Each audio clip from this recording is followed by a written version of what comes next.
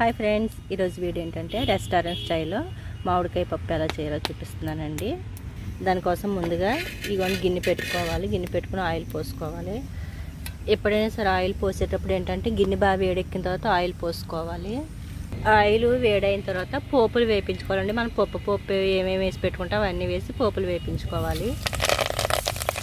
ఆ పోపులు వేగిన తర్వాత పచ్చిమిరపకాయలు, ఉల్లిపాయలు వేయించుకోవాలి.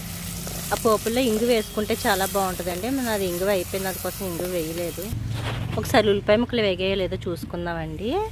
అదిగో ఉల్లిపాయ ముక్కలు వేగిపోయాయి. ఇప్పుడు ఏంటంటే దీనిలోకి టమాటా ముక్కలు వేసి వేగించుకోవాలి. ఇదిగోండి టమాటా ముక్కలు కూడా మగ్గిపోయి ఇప్పుడు దీంట్లో మామిడికాయ ముక్కలు వేసుకుని వేపించుకోవాలి.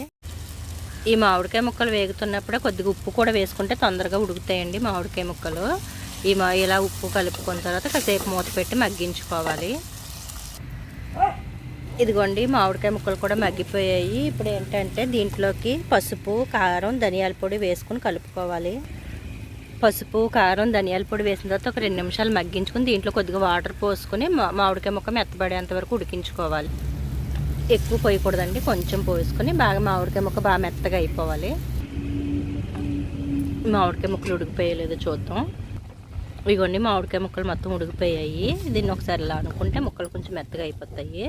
ఇప్పుడు ఆ మామిడికాయ ముక్కలు మెత్తగా అయిపోయాయి కదా, ముందుగా పప్పు ఉడికించుకోవాలండి. మెత్తగా ఉడికించుకున్న పప్పుని ఈ మామిడికాయ ముక్కల్లో వేసేసుకోవాలి. ఇలా పప్పు కూడా వేసుకున్న తర్వాత ఒక 5 నిమిషాలు ఉడికించుకోవాలండి. దీంట్లో ఉప్పు అవి సరిపోయిందో లేదో చూసుకోవాలి.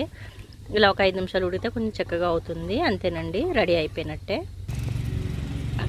ఇదిగోండి ఇది ఉడికిపోయింది. ఇప్పుడు ఏంటంటే దీంట్లో కొత్తిమీర, కరివేపాకు వేసుకుని దించేసుకుంటే మామిడికాయ పప్పు రెడీ అయిపోయినట్టేనండి. రెస్టారెంట్ స్టైల్ మామిడికాయ పప్పు రెడీ అయిపోయింది.